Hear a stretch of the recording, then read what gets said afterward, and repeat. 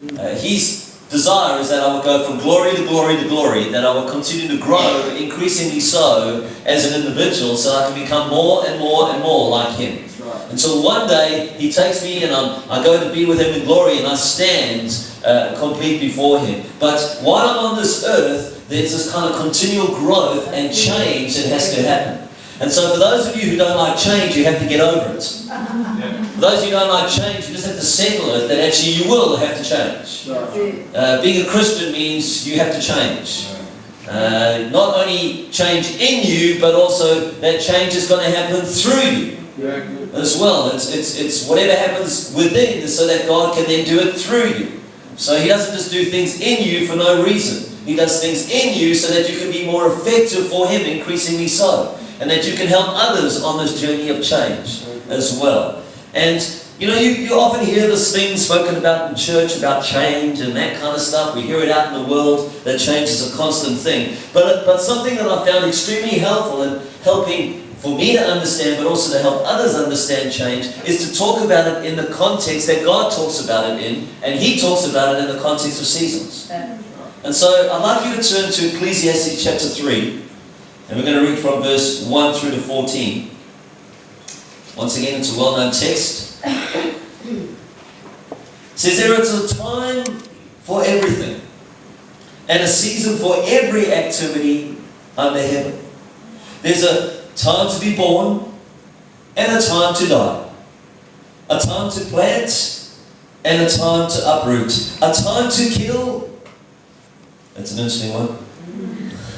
And a time to heal. A time, coming back to the thing about a time to heal. Sometimes, even that little thing in there, a time to heal. Because sometimes there's some sectors of the church that kind of go, man, if we pray for healing, I didn't get healed exactly today, then there's something wrong. No, maybe God's sovereign. Very good.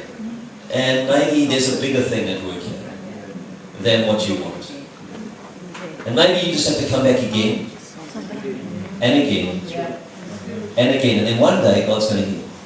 It doesn't mean that because He didn't heal you, that He's not willing to heal. Of course He is. We know that. The Word tells us that. He is willing to heal. He is a God who heals. But not everyone who came into Jesus' circles got healed every single time. I don't know why I'm telling you that. Maybe someone needed to hear that this morning. But a time to heal. There's a time to tear down. Some of you need to hear this. Some of you are holding on to archaic things. Some of you are holding on to things of the past. They're not necessarily God things. They're things that you prefer. There's things that you're comfortable with. And God is saying, hey, there's a time to tear down some stuff. Sometimes in order for progress to happen, you've got to rip some things down in order to build the new thing. Sometimes there's some attitudes, some ways of doing things, some mindsets that we've had that we've got to allow God to tear down because He's actually wanting to do a new thing. And I believe this word is timely for this church. Because I believe that we're always going through change, but I believe just prophetically, I feel that there's something of a season of change that is upon this church.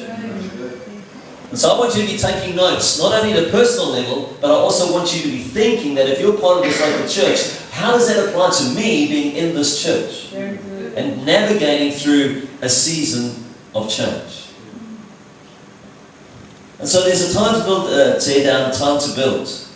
A time to weep, and a time to laugh. A time to mourn, and a time to dance. A time to scatter stones, and a time to gather them. A time to embrace, and a time to refrain. A time to search, and a time to give up. A time to keep, and a time to throw away. A time to tear, and a time to mend. A time to be silent. Hello, some of you. A time to be silent. And here's to the other half of you. A time to speak. Everyone falls into one of those two categories. Some of you need to speak more. Some of you need to speak less. So people nudging one another, husbands, wives, just nudging, kids nudging parents. Yeah. Parents nudging teenagers. You will speak more. Verse 8 says, a time to love, a time to hate. A time for war, and a time for peace. What does the worker gain from his toil?